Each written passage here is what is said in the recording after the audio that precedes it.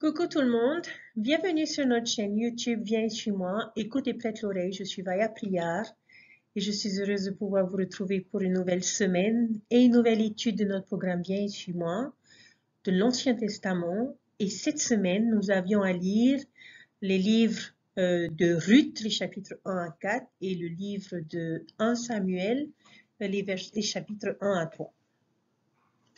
Chers frères et sœurs, j'espère que vous avez passé un bon week-end.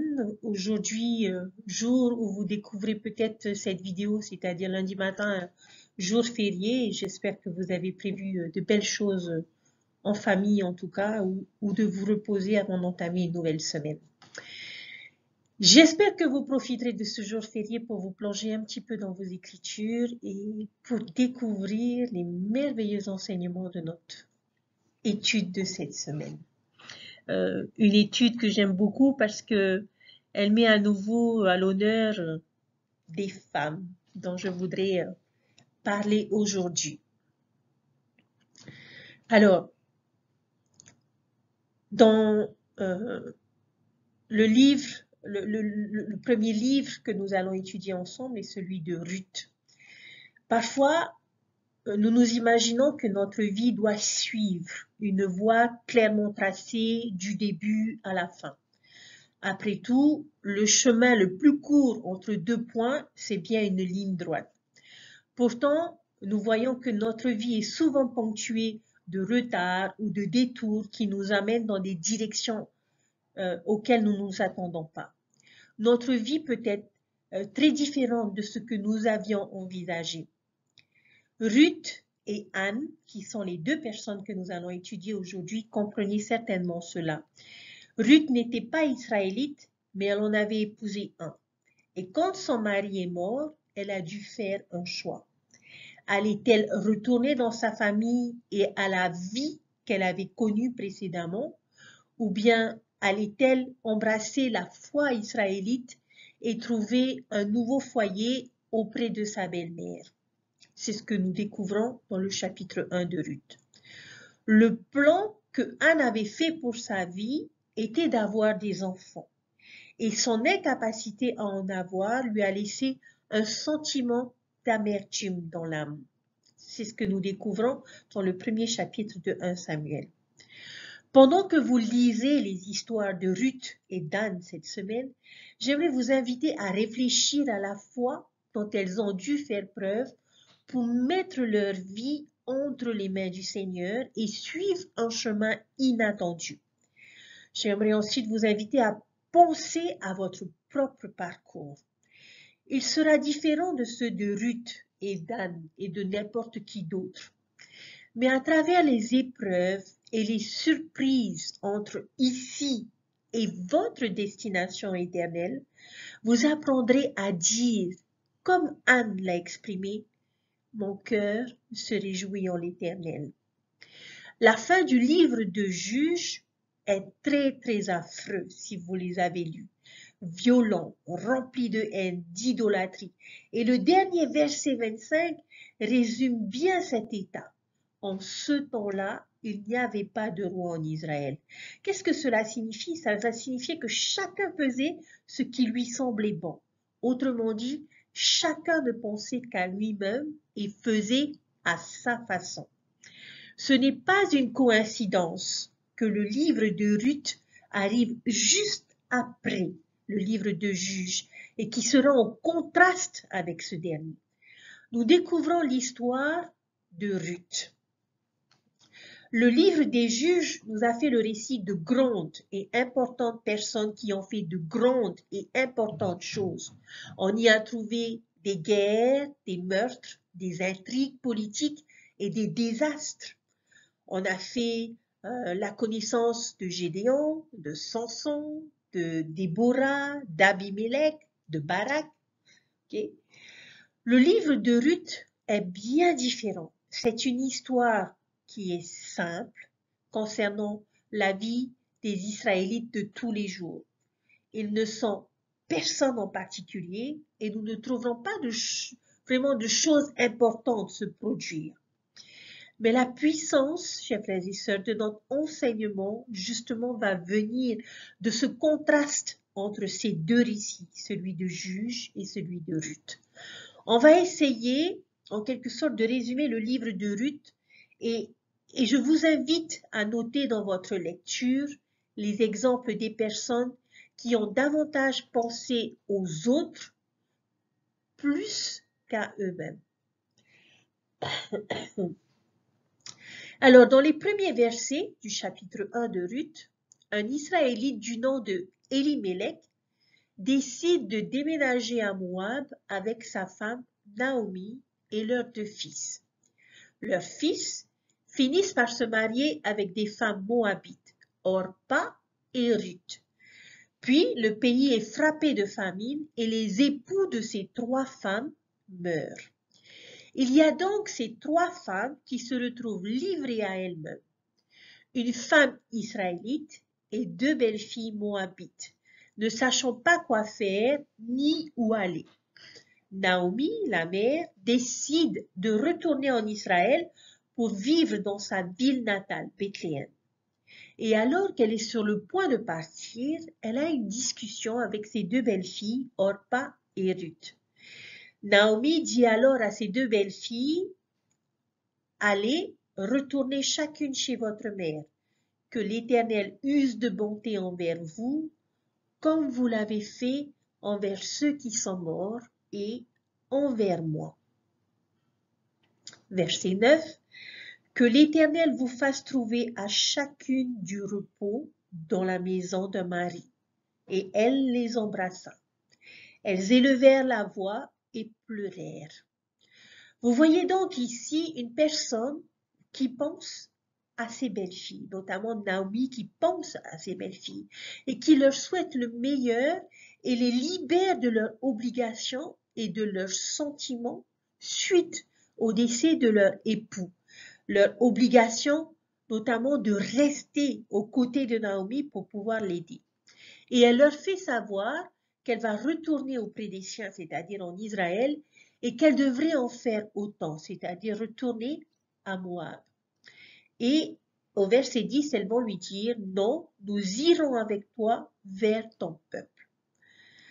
Voilà un autre exemple, chers frères et sœurs. Ces 2 femmes qui ont été libérées de leurs obligations choisissent de rester auprès de Naomi.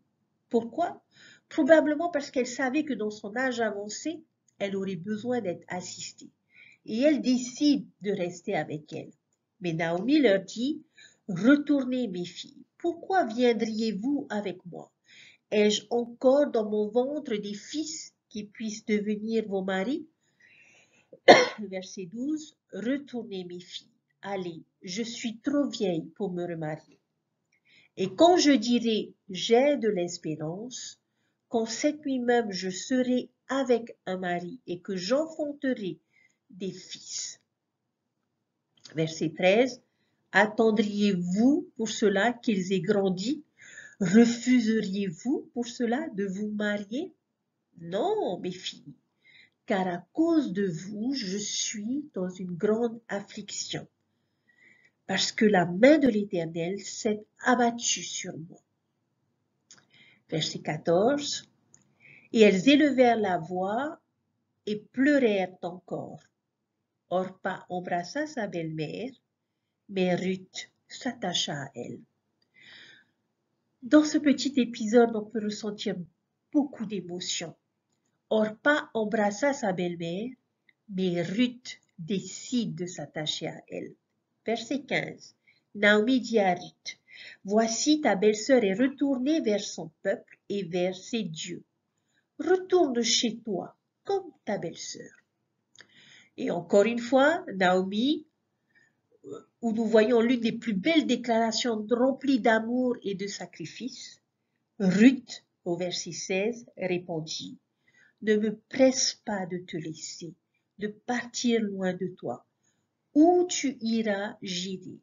Où tu demeureras, je demeurerai. Ton peuple sera mon peuple, et ton Dieu sera mon Dieu. » Verset 17. « Où tu mourras, je mourrai, et j'y serai enterré. que l'Éternel me traite dans toute sa rigueur si autre chose que la mort vient me séparer de toi. Verset 18. Naomi, la voyant décidée à partir avec elle, cessa ses instances. Rien ne pouvait faire changer d'avis Ruth qui voulait rester et prendre soin de sa belle-mère. Sa loyauté et son amour envers Naomi étaient suffisamment forts pour lui permettre d'abandonner son peuple, sa nation et sa culture. N'est-ce pas là, chers frères et sœurs, un beau sacrifice? La signification des paroles de Ruth est amplifiée lorsque nous nous souvenons que dans les traditions, il était important à l'époque pour ces peuples d'être enterrés avec son peuple. Souvenez-vous que les Israélites avaient porté le corps de Joseph en Égypte avec eux jusqu'à la terre promise parce qu'ils savaient qu'il voulait être enterré avec ses pères. Et cette décision que Ruth a prise ce jour-là n'était pas un petit sacrifice. En plus de cela, elle était disposée à laisser ses traditions de Moabite pour accepter et s'engager vis-à-vis de Jéhovah, le Dieu d'Israël. Ces paroles de dévotion à Naomi étaient aussi des mots d'engagement vis-à-vis de Jéhovah. En quelque sorte, Ruth semble être le bon samaritain de l'Ancien Testament.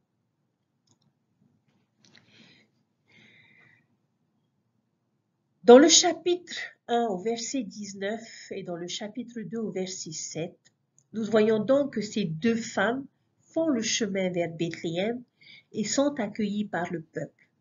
Elles tentent de s'établir et de commencer une nouvelle vie. L'un des aspects de la loi de Moïse permettait aux pauvres de rassembler le reste du blé d'une récolte. Ils étaient autorisés à glaner dans les champs, à venir pour pouvoir subvenir à leurs besoins. Alors, Ruth, étant la plus jeune et plus apte, a commencé à rassembler et à travailler dans le champ d'un homme qui s'appelait Boaz, qui était le fils de Rahab.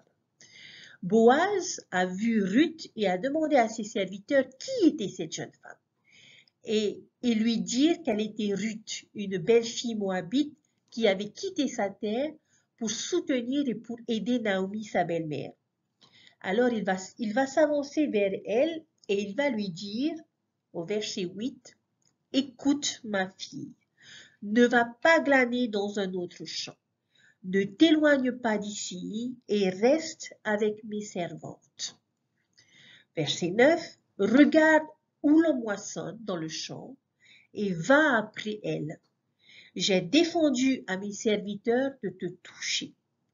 Et quand tu auras soif, tu iras au vase et tu boiras ce que les serviteurs auront puisé. » Verset 10, « Alors elle se prosterna face contre terre et elle lui dit, « Comment ai-je trouvé grâce à tes yeux pour que tu t'intéresses à moi qui suis une étrangère. » Verset 11, Boaz lui répondit, « On m'a rapporté tout ce que tu as fait pour ta belle-mère depuis la mort de ton mari, et comment tu as quitté ton père et ta mère et le pays de ta naissance pour aller vers un peuple que tu ne connaissais pas auparavant. » Verset 12, « Que l'Éternel te rende ce que tu as fait, et que ta récompense soit entière de la part de l'Éternel, le Dieu d'Israël, sous les ailes duquel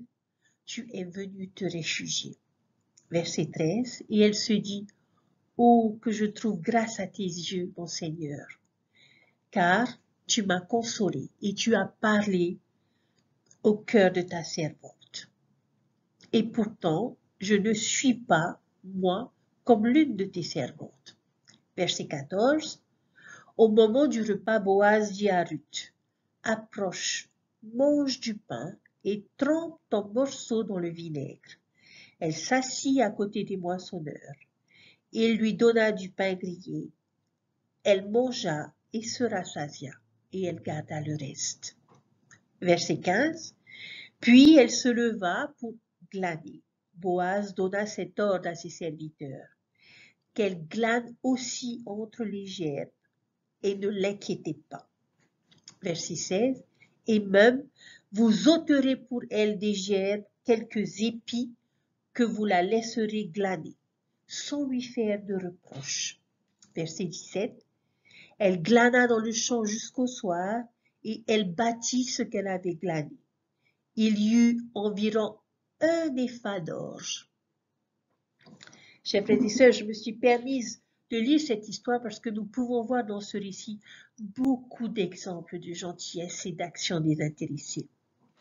Boaz fait savoir à Ruth qu'elle sera toujours la bienvenue pour travailler dans le champ, et il lui assure qu'il y en aura suffisamment pour elle et pour sa belle-mère Naomi. Il lui fait part d'un esprit protecteur en demandant aux jeunes hommes de la laisser tranquille quand elle ramasse le grain ou qu'elle boit au puits. Il a reconnu le sacrifice de Ruth en venant à Israël et il demande au Seigneur de la récompenser pour sa bonté, pour son sacrifice.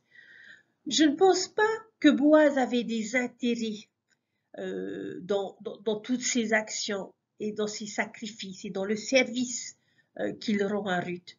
Il cherche à faire en sorte de pouvoir l'aider et surtout de la récompenser pour sa loyauté. Il s'intéresse à elle avec beaucoup de gentillesse et lui permet de manger avec eux au moment des repas. Et il demande aussi à ses serviteurs de lui donner le surplus, pas juste les restes, mais le surplus des grains qui ont été récoltés. Boaz est aussi un exemple d'une personne qui pense aux autres, et ici qui a pensé à Ruth et Naomi et qui fait des sacrifices personnels pour le bien-être de Ruth. Un autre exemple que nous pouvons trouver toujours dans le chapitre 2, dans les versets 18 à 23. Lorsque elle retourne, Naomi est surprise de voir autant de nourriture qu'elle a été en mesure de rassembler. Et Ruth lui explique tout ce qui s'est passé dans le champ de Boaz. Et Naomi s'est exclamée, « Qu'il soit béni de l'Éternel, qui se montre miséricordieux pour les vivants, comme il le fut pour ceux qui sont morts. » Elle dit, « Cet homme est notre parent. » Il lui dit encore, « Naomi, il est de ceux qui ont sur nous droit de rachat. » Dans cette déclaration, la bonté de Dieu est reconnue. La main de Dieu est reconnue par Naomi et qui va commencer à songer à cette situation et en quelque sorte à vouloir s'assurer que l'on prenne soin de Ruth. Encore une fois, elle va penser à Ruth. Et elle fait part de gentillesse à l'égard de Ruth. Et Naomi, sa belle-mère, lui dit, « Ma fille, je voudrais assurer ton repos afin que tu sois heureuse. » Dans le chapitre 3, Naomi encourage à aller voir Boaz afin de lui demander s'il accepterait de se marier à elle, c'est-à-dire à Ruth, et d'élever les enfants du mari et du fils de Naomi, ce qui était bien sûr contre la tradition.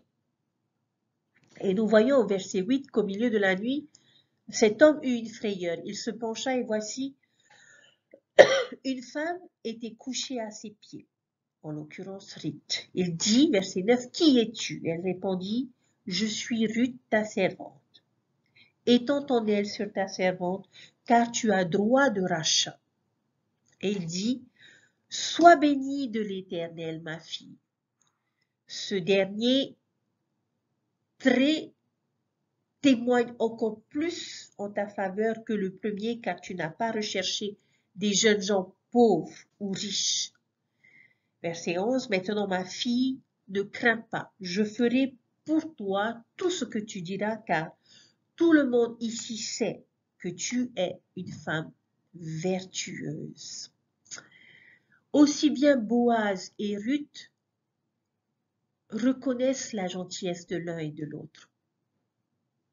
Il aurait pu probablement se marier avec Elle aurait pu probablement se marier avec un jeune homme, mais cet homme un peu plus âgé qui reconnaît en elle une femme vertueuse. Sa réputation l'avait précédée et, et pour elle, il se sentait chanceux et béni et elle allait avoir l'opportunité, il allait avoir l'opportunité d'être marié à elle. Cependant, avant qu'il puisse se marier avec Ruth, il devait donner l'opportunité à un autre de l'épouser s'il en avait les désirs. Mais ce dernier a décliné l'offre de Boaz et il fut libre de se marier à Ruth. Et c'est ce qu'il fit. Et à la fin de l'histoire, le verset 13, Boaz prit Ruth qui devint sa femme et il alla vers elle. L'Éternel permit à Ruth de concevoir et elle enfanta un fils. Verset 14. Les femmes dirent à Naomi, béni soit l'Éternel qui ne t'a pas laissé manquer aujourd'hui d'un homme ayant droit de rachat et dont le nom sera célébré en Israël. Verset 15. Cet enfant restaurera ton âme et sera le soutien de ta vieillesse. Car ta belle-fille qui t'aime l'a enfanté, elle qui vaut mieux pour toi que 7 fils. Verset 16. Naomi prit l'enfant et le serra contre sa poitrine, et elle se chargea de l'élever. Quelle femme magnifique! Quelle fin magnifique cette histoire, qui se finit par un mariage rempli d'amour, un nouveau fils et une mère, une grand-mère, couvrant d'amour ce petit bébé.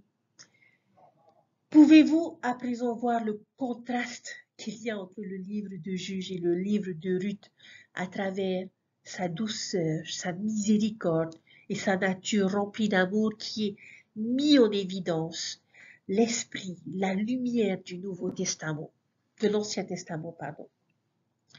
Nous avons pu voir ces personnages, je dis bien ces personnages remplis de gentillesse, de compassion qui sont des attributs du Christ qui se reflètent en Ruth, Naomi et Boaz. Chers frères et sœurs, nous évoluons malheureusement dans un monde rempli d'égoïsme, de violence, d'individualisme. Cependant, lorsque nous lisons l'histoire de Ruth, elle nous enseigne que le service et la bonté existent toujours dans ce genre de monde. Donc, contre toute cette brutalité, ces pertes qui sont importantes, où nous cherchons à accomplir des choses importantes, il y a des personnes normales, gentilles et justes, qui accomplissent des actes désintéressés, remplis de compassion et de gentillesse. Et je prie, chers frères et sœurs, que nous soyons parmi ces personnes. Toutes les guerres, les tragédies et les grandes nouvelles d'aujourd'hui pourraient éventuellement être oubliées. Mais un petit acte de service ou de sacrifice accompli par de bonnes personnes pour les autres à travers les années sont, je suis persuadée, des choses que nous pouvons ressentir et que nous ne pourrons jamais oublier au fil des années. Plus nous ferons preuve de gentillesse, plus nous encourageons des actes de gentillesse. Après avoir vécu une tragédie, ces femmes auraient pu devenir pessimistes et ne plus avoir de vision quant à leur avenir. Mais elles ne se sont pas fâchées. Elles ne sont pas devenues comme ces Philistins. Ruth est pour moi la solution au problème du livre de Juges. Nous ne devons pas permettre aux difficultés et aux épreuves de la vie de diminuer notre charité, notre compassion pour les autres et surtout notre reconnaissance vis-à-vis de Dieu. Le chagrin est souvent causé par ce qui semble la fin de quelque chose. Certains voient la fin de relation avec quelqu'un à qui ils sont attachés comme la mort d'un être cher ou la séparation d'avec un membre de la famille. D'autres ont le sentiment qu'il y a plus d'espoir, l'espoir de se marier, l'espoir d'avoir des enfants ou de surmonter la maladie. D'autres encore arrivent au bout de leur foi, parce que les voix de la confusion et de la contradiction qui se font entendre dans le monde les tentent de remettre en question, voire d'abandonner ce qu'ils ont appris précédemment et qu'ils savent être vrai. Je crois que tôt ou tard, nous connaissons tous, sans exception, des moments où notre univers se fissure, nous laissant seuls, frustrés, perdus. Cela peut arriver à tout le monde, chers frères et sœurs. Personne n'en est à l'abri. Chacun peut vivre une situation différente et les détails de chaque vie sont uniques. Néanmoins, j'ai appris qu'il y a une chose qui enlève l'aigreur qui peut entrer dans notre vie. Il y a une chose que nous pouvons faire pour rendre la vie plus douce, plus joyeuse, voire même magnifique. Et nous l'avons vu à plusieurs reprises dans ces versets. Nous pouvons être reconnaissants. Gloire soit rendue à l'Éternel. Nous pouvons choisir d'être reconnaissants quoi qu'il arrive. Et ce genre de reconnaissance, chers frères et sœurs, transcende tout ce qui arrive autour de nous. Elle peut surpasser la déception, le découragement et le désespoir. Être reconnaissant dans notre situation est un acte de foi en Dieu. Il exige que nous ayons confiance en Dieu et que nous espérions que les choses que nous ne voyons pas, mais qui sont vraies. En étant reconnaissants, chers frères et sœurs, nous suivons l'exemple de notre Sauveur bien-aimé qui a dit que ma volonté ne se fasse pas, mais la tienne. Combien nous sommes bénis si nous reconnaissons la main de Dieu dans la merveilleuse tapisserie de notre vie. La reconnaissance envers notre Père céleste élargit notre perception et éclaircit notre vision et nous aide à surmonter ces choses. Et les bénédictions finissent toujours par arriver. N'en doutez pas.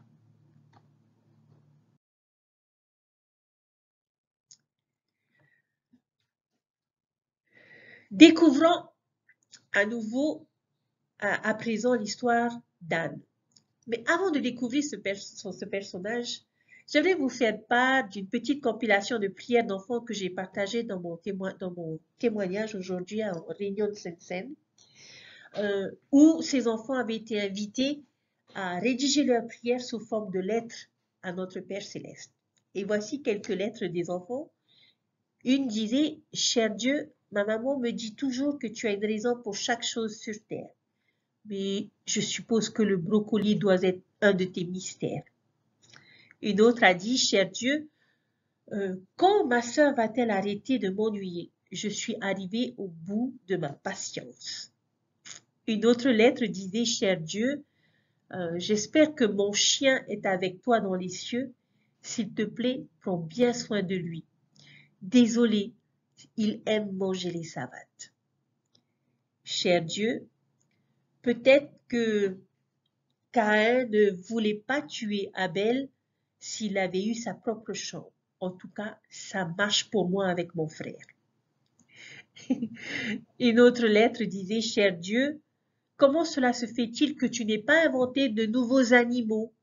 Nous avons toujours les vieux animaux, nous n'avons pas de nouveautés. » Un autre a dit « Cher Dieu, merci pour mon petit frère qui vient de naître, mais je t'avais demandé un petit chien. » J'espère que cette petite compilation de prières rédigées sous forme de lettres vous a fait sourire. Mais pourquoi est-ce que je vous ai partagé ces choses?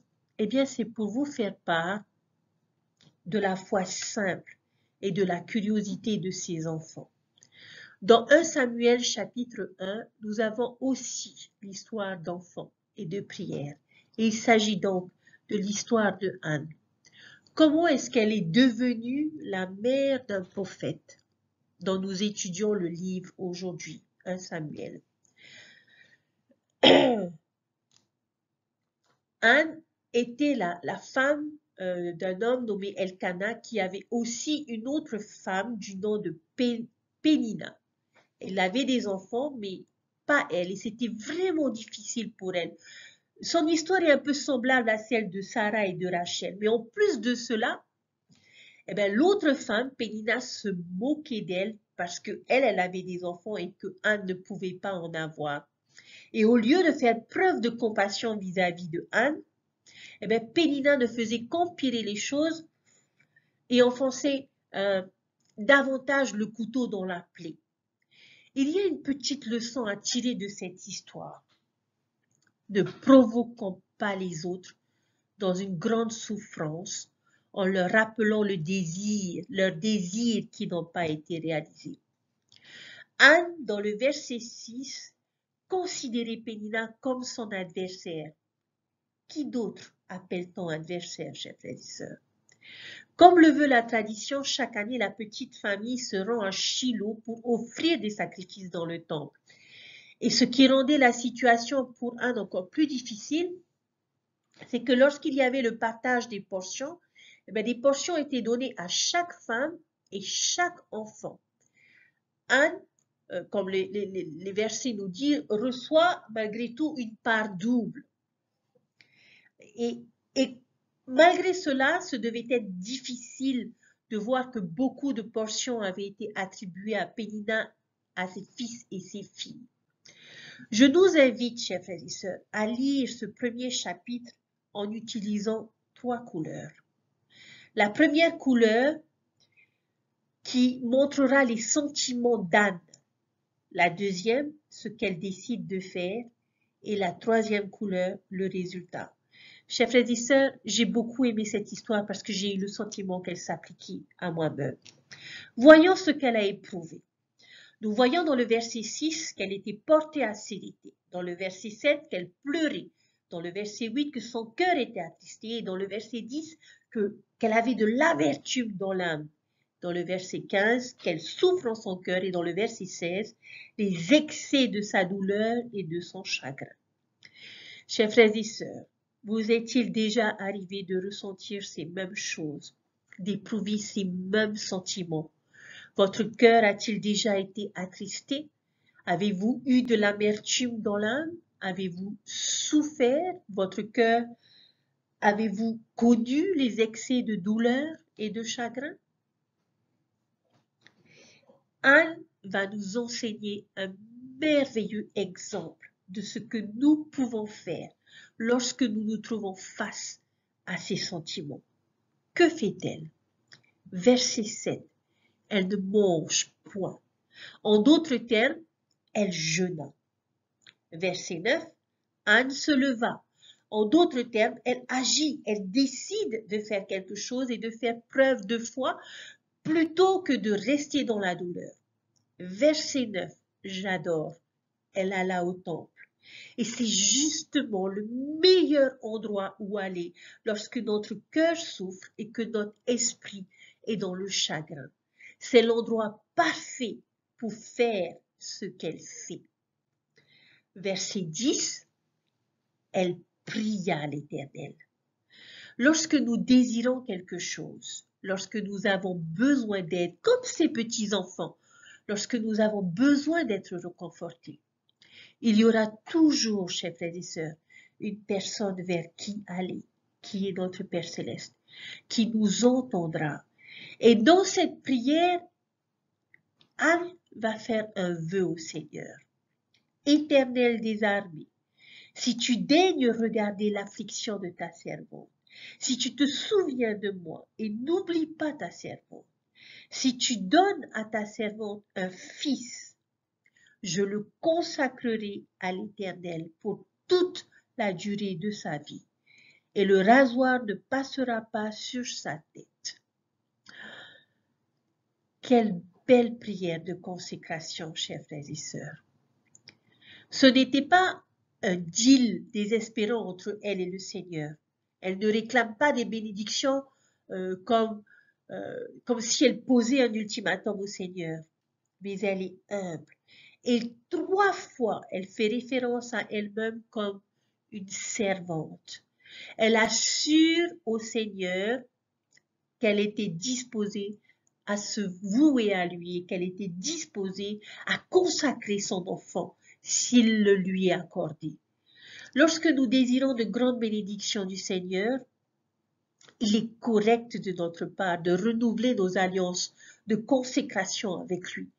Nous pouvons nous réengager à être obéissants à ses commandements. Nous pouvons redoubler d'efforts dans nos engagements et nous efforcer d'être plus justes. Et dans le verset 15, elle répandait son âme devant l'Éternel.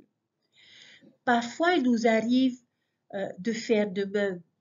Et cela montre au Seigneur combien profond notre désir est. Nous ne pouvons pas déverser quelque chose que nous n'avons pas.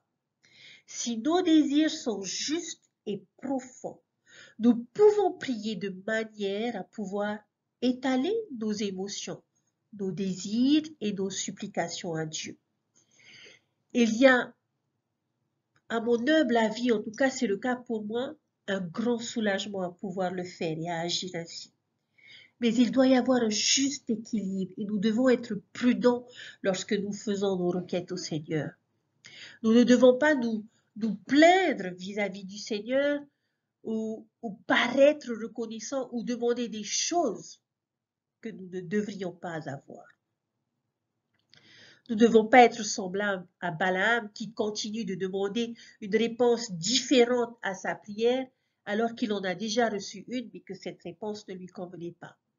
Mais je suis persuadée que l'Esprit peut nous aider à faire la distinction entre déverser notre âme au Seigneur et murmurer et se plaindre.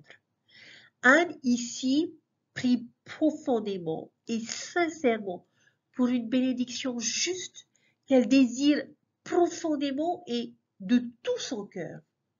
Maintenant, voyons ce qui arrive à Anne. Quels ont été les résultats de sa prière, de ses efforts qui ont été faits avec foi? Elle reçoit une réponse à travers le prêtre Élie, qui la voit prier et qui lui déclare cette assurance: va en paix et que le Dieu d'Israël exauce la prière que tu lui as adressée. Et là, Anne fait quelque chose que j'admire beaucoup. Elle accepte cette réponse du prêtre avec une foi parfaite et avec joie. Elle ne reste pas là à se morfondre et à se demander de quelle manière est-ce que cela sera possible, est-ce que ça va devenir vrai. Non, elle fait preuve d'une foi fervente dans la réponse donnée par un représentant du Seigneur. Chose, chers frères et sœurs, qui n'est pas toujours facile à faire lorsque la promesse n'a pas donné de fruits. Et lorsqu'on lit les Écritures, on voit que son visage ne fut plus le même, qu'elle a été réconfortée et qu'elle avait l'assurance que sa requête lui serait accordée. Je pense que sincèrement, Anne est un grand exemple du genre de foi que l'on trouve et que l'on nous enseigne dans Doctrine et Alliance, section 98 et versets 1 à 2, qui dit ceci: en vérité, je vous le dis, mes amis, ne craignez pas que votre cœur soit réconforté. Oui, réjouissez-vous à jamais et rendez grâce en toutes choses. Espérez patiemment dans le Seigneur, car vos prières sont parvenues aux oreilles du Seigneur des armées et sont enregistrées avec ce sceau et ce testament. Le Seigneur a juré et décrété qu'elles seront exaucées. Parfois, il nous est difficile de maintenir notre foi et d'être réconfortés dans notre attente que Dieu accomplit ses promesses. Peut-être qu'il nous arrive aussi de retenir notre gratitude pour les choses que nous n'avons pas encore reçues. La façon d'agir du Seigneur dans ces choses ne va pas toujours dans le sens que nous espérons. Nous sommes du genre, est-ce que nous sommes du genre à dire « je croirai si je vois » Mais le Seigneur nous dira, tu verras si tu crois. Sommes-nous du genre à dire, je serai réconforté quand tu répondras à ma prière? Mais lui nous dira, je répondrai à ta prière lorsque tu seras réconforté et surtout reconnaissant. Il nous arrive aussi parfois de penser que si nous avons suffisamment de foi, alors le Seigneur répondra à notre prière de la manière dont nous le souhaitons. Nous concentrons toute notre foi dans la direction de notre requête. Mais même si notre requête, notre demande est juste, notre foi, chers frères et sœurs, doit être centrée sur celui qui donne, c'est-à-dire sur notre Père céleste. Et de cette façon, si la réponse à notre demande est quelque chose de différent que ce que nous avons souhaité pour nous-mêmes, nous pouvons nous réjouir de la réponse du Seigneur. Parce que nous aurons appris à avoir totalement confiance et foi en sa sagesse sur la manière dont cela a été répandu à cause de notre foi en lui. Il nous donne et accède à notre demande. L'Éternel se souvient d'elle dans le verset 20. Dans le cours de l'année, Anne tomba enceinte et elle enfanta un fils qu'elle nomma Samuel, car dit-elle, je l'ai demandé à l'Éternel. Je ne pense pas que cela signifie que le Seigneur l'avait oublié après toutes ces années sans avoir un enfant. Mais je suis persuadée qu'il était conscient de sa situation et de ses désirs. Mais c'est la façon scriptuelle de nous dire que Dieu agit en réponse à son appel. Et elle a un bébé, et combien elle a dû éprouver beaucoup de joie lorsque ces choses se sont réalisées. Anne va nourrir et prendre soin de Samuel. Et lorsqu'il va atteindre l'âge suffisant, elle va tenir sa promesse et va amener Samuel au temple et va dire à Élie, verset 27, c'était pour cet enfant que je priais et l'Éternel a exaucé la prière que je lui ai adressée. Verset 28, aussi je veux le prêter à l'Éternel. Il sera toute sa vie prêté à l'Éternel. Et ils se prosternèrent là devant l'Éternel. Verset 27, c'était pour cet enfant que je priais. Et l'Éternel a exaucé la prière que je lui ai adressée. Cette femme avait fait une promesse au Seigneur s'il lui accordait le désir et le souhait qu'elle avait au fond de son cœur. Et elle va consacrer son fils au service du temple pour le reste de sa vie. Et je peux imaginer combien cela n'a pas dû être facile pour cette maman de le faire. Je suis persuadée qu'elle aurait aimé passer le reste des années à prendre soin de lui et à élever son fils dans les murs de sa propre maison. Je suppose qu'elle aurait pu revenir sur sa parole après avoir reçu ce qu'elle avait désiré. Mais elle ne l'avait pas fait. Elle a honoré sa promesse et elle a consacré son fils à Dieu. Chers frères et sœurs, combien cette leçon peut être puissante à apprendre, surtout pour nous parents. Sommes-nous disposés à faire tout ce que nous pouvons pour prêter nos enfants au Seigneur, disposés à leur enseigner l'Évangile, à leur montrer le bon exemple et comme Anne, à les amener au temple? Je suis sûre que Anne a trouvé du réconfort, sachant que même si elle consacrait son fils Samuel à une vie de service au temple, elle avait cette assurance qu'il serait toujours son fils pour le temps et pour toute l'éternité. Chers frères et sœurs, ces choses-là ne s'appliquent pas seulement à nos enfants. Il y a tellement de choses que nous pouvons consacrer à Dieu. Nous pouvons consacrer notre temps, notre foi, notre volonté, l'esprit de notre foyer, notre futur à Dieu. Il nous enseigne une autre leçon en essayant de trouver des réponses à nos prières. Une fois que nos prières ont été exaucées, que devons-nous assurer de faire? Regardez l'entête du chapitre 2. Elle chante un cantique de louange. Au lieu d'exprimer une prière et de déverser son âme, comme nous l'avons vu dans le chapitre 2, cette fois-ci, elle exprime une autre prière de reconnaissance et de louange, qui est bien souvent une réaction que nous pouvons avoir lorsque nous éprouvons de la reconnaissance et de la gratitude, c'est-à-dire chanter, quelque chose que j'aime beaucoup faire. J'espère que nous ne serons pas comme les 9 lépreux que le Christ a guéris, mais que nous serons semblables au seul et à celui qui a fait demi-tour pour exprimer sa reconnaissance. Chers frères et sœurs, assurons-nous de retourner et de dire merci au Seigneur.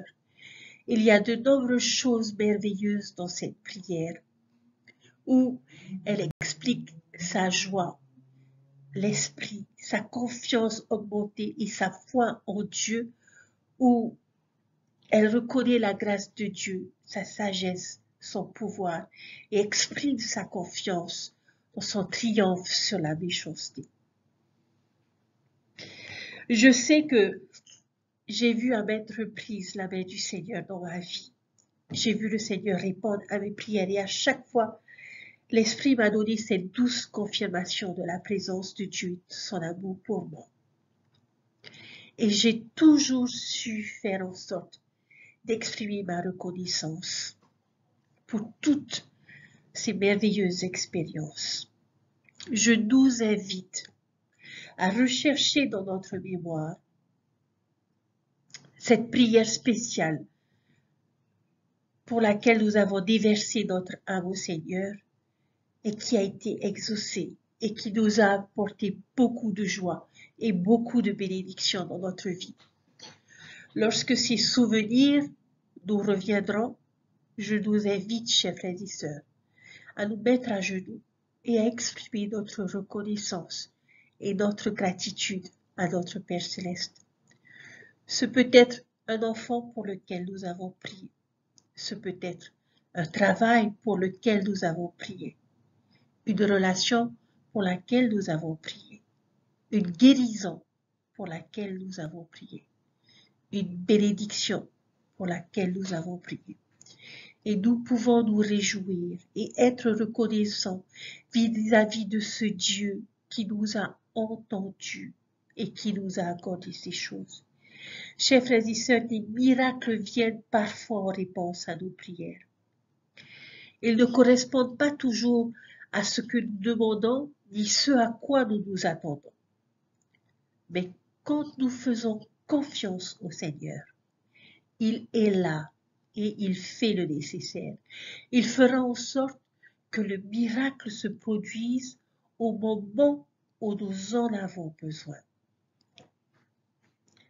Le Seigneur a toujours accompli des miracles pour nous rappeler qu'il est tout-puissant et qu'il nous aime et que depuis les cieux, il se soucie de notre vie, qu'il a le désir de nous enseigner ce qui a le plus de valeur. Parfois, nous désirons un miracle pour guérir un être cher ou pour annuler un acte injuste ou adoucir le cœur d'une âme amère ou désabusée. Quand nous regardons les choses avec nos yeux mortels, nous voulons que le Seigneur intervienne, qu'il répare ce qui est cassé.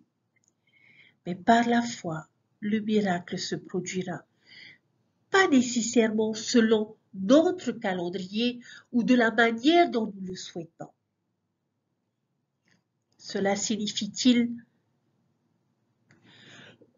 que nous sommes moins fidèles ou que nous ne méritons pas son intervention? Bien sûr que non. Le Seigneur nous aime Il a donné sa vie pour nous et son expiation continue de nous affranchir des fardeaux et des péchés si nous nous repentons et si nous nous rapprochons de lui. Le Seigneur nous a rappelé et vos voix ne sont pas mes voix. Il a dit, venez à moi, vous tous qui êtes fatigués et chargés, et je vous donnerai du repos. Reposez-vous des inquiétudes, des déceptions, de la peur, de la désobéissance, de la préoccupation pour vos êtres chers et des rêves perdus ou brisés. Puissions-nous trouver la paix au milieu de la confusion, du chagrin, parce que c'est là qu'est le miracle. Souvenons-nous des paroles du Seigneur. N'ai-je pas apaisé ton esprit à ce sujet? Quel témoignage plus grand peux-tu avoir que celui de Dieu? Le miracle, chers frères et sœurs, est que Jésus-Christ, le grand Jéhovah, le Fils du Très-Haut, nous offre sa paix.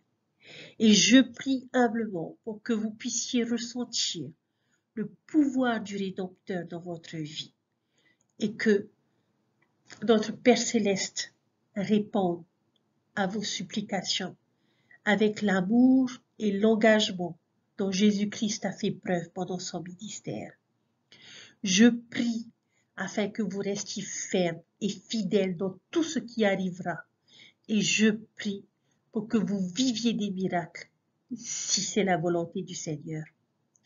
Recherchez ces bénédictions du ciel dans votre vie en faisant quelque chose de très simple, qui est de rechercher le Christ.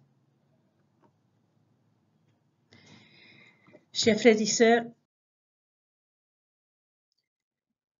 c'est sur ces paroles que je vais vous laisser aujourd'hui. Je vous remercie de votre attention et j'espère que vous serez fortifiés et édifiés par cet enseignement, comme je l'ai personnellement été.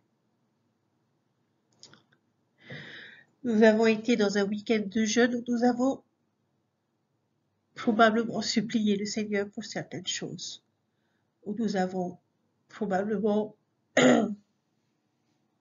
demandé des bénédictions particulières au Seigneur. Quelles que soient les difficultés et les épreuves, puissions-nous suivre l'exemple de Anne. 1. Elle a jeûné. 2. Elle s'est levée et elle a agi et décidé d'avancer. 3. Elle est allée au temple. 4. Elle a prié Dieu. Des choses simples, chers frères et sœurs, mais qui sont en mesure de nous accorder les bénédictions tant attendues et tant espérées de notre vie. Je sais que Dieu vit.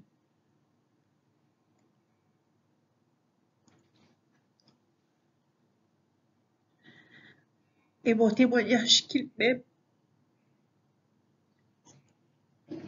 a encore plus été fortifié à travers cette étude. Je suis les cours d'autonomie, de résilience émotionnelle dans mon pieu tous les jeudis soirs. Et dans ce cours d'autonomie, on nous invite à écrire un journal de reconnaissance et de gratitude où l'on nous demande chaque jour d'écrire une chose pour laquelle nous sommes reconnaissants.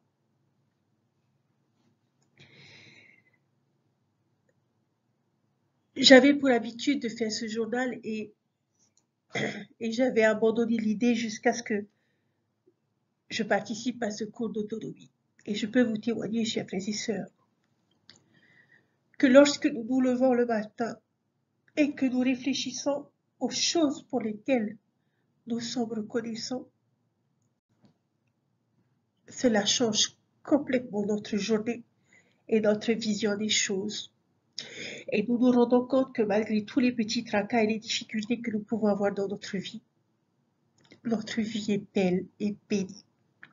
Alors je prie que vous puissiez avoir cette même assurance que malgré les difficultés, votre vie est belle et bénie. À ceux qui sont dans la souffrance, dans la douleur, dans les difficultés, je vous invite à vous tourner vers le Seigneur. À être des personnes gentilles, à penser aux autres plus qu'à vous-même et à la situation dans laquelle vous vous trouvez. À vous tourner vers le Seigneur, à déverser votre âme au Seigneur qui connaît déjà votre état, qui connaît déjà votre situation. Et je vous témoigne et vous fais la promesse que si vous le faites avec une foi sincère et pure comme ces jeunes enfants, il exaucera vos prières. Mais que votre foi soit dirigée vers celui qui donne et non vers ce que vous demandez. Et acceptez les réponses du Seigneur. Et si vous lui faites confiance et que vous avez foi en ce qu'il va accomplir pour vous, je vous témoigne que ces bénédictions iront au-delà de ce que vous auriez pu imaginer, envisager ou espérer. Il connaît la voie, il connaît les meilleures solutions et il nous aidera parce que nous sommes ses enfants. Jésus-Christ est notre Sauveur et notre Rédempteur. Puissions-nous toujours nous souvenir de lui comme nous l'avons fait lorsque nous avons renouvelé notre alliance de la Sainte Seine, de manière à ce que son esprit soit toujours avec nous pour nous guider dans nos choix, dans nos actions, dans nos paroles et dans nos pensées. Et je vous laisse toutes ces choses au nom de Jésus-Christ. Amen. Je vous souhaite une merveilleuse semaine. Dans notre prochaine vidéo, nous apprendrons à connaître le prophète Samuel. Bonne étude, soulignez les versets qui vous parlent, chers frères et sœurs.